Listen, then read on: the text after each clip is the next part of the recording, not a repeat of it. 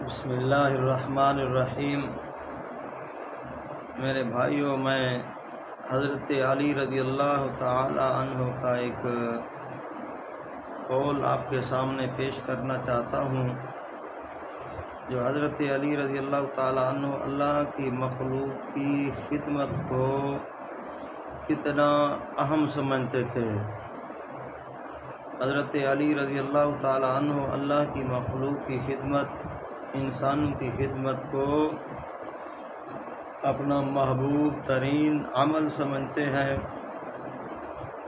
اور ہمیں پیغام دیتے ہیں، حکم دیتے ہیں کہ اللہ کی مخلوق کی خدمت کرنا بہت بڑی عبادت ہے۔ حضرت علی رضی اللہ تعالیٰ عنہ فرماتے ہیں کہ یہ بہت بڑا مجھ پر اللہ کا انعام ہے کہ ایک آدمی اپنی ضرورت لے کر میرے پاس آئے اور میری طرف سے میں اس کی ضرورت کا ذریعہ بنوں۔ آدمی ضرورت لے کر، حاجت لے کر میرے پاس آتا ہے تو میری طرف سے اس کی ضرورت کو پورا کر دیا جانا، یہ بہت بڑی اللہ رب العزت کی نعمت اور مجھ پر احسان ہے۔ حضرت علی رضی اللہ تعالی عنہ فرماتے ہیں کہ اگر ایک آدمی میرے پاس آئے میں اس کی ضرورت کو پورا کر دوں، ایک آدمی مجھ پر آ کر سوال کرے، میں اس کے سوال کو پورا کر دوں، اس کی ضرورت کو پورا کر دوں، یہ مجھ علی کے لیے دنیا کی ساری زمین سونا اور چاندی بھر دینے سے مجھ علی کو یہ زیادہ پسند ہے کہ میں اللہ کی مخلوق کی خدمت کر جاؤں۔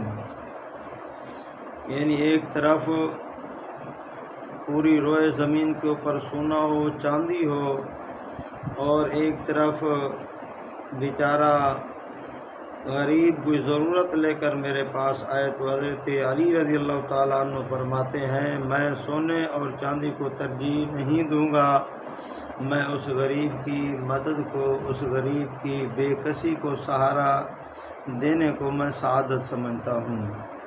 تو اللہ رب العزت کا مجھ پر احسان ہے، احسان عظیم ہے کہ اللہ میرے ذریعے سے لوگوں کے معاملات، میرے ذریعے سے لوگوں کی ضرورتوں کو اللہ پورا فرماتے ہیں۔ یہ مجھ پر اللہ کا بہت بڑا احسان ہے، سعادت ہے اور اللہ کا انعام ہے۔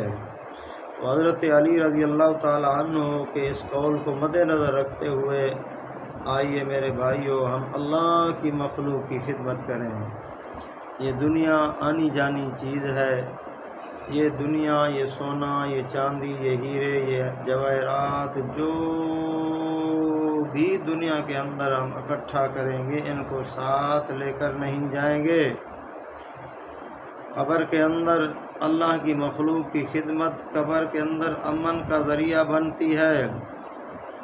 اللہ کی مخلوق کے ساتھ اچھا معاملہ کرنا، فرمایا قبر کے اندر راحت اور امن اور رحمت کی ضمانت کا ذریعہ بنتی ہے۔ تو اسلام نے ہمیں کسی کو دکھ دینے کی